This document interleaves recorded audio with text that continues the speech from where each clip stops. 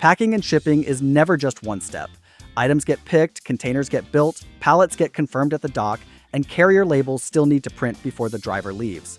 When those steps happen across different systems, that's where time gets lost and errors creep in.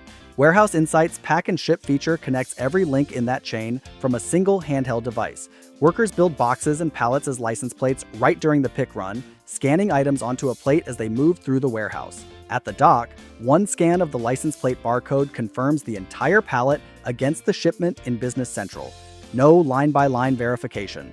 From there, Dynamic Ship generates the carrier label, packing slip, and bill of lading directly from the handheld. The driver picks up a labeled, verified, posted shipment without anyone touching a desktop. For pickers, shipping staff, and operations managers running outbound heavy warehouses, this is the whole workflow in one device. To get started, reach out to your Microsoft partner.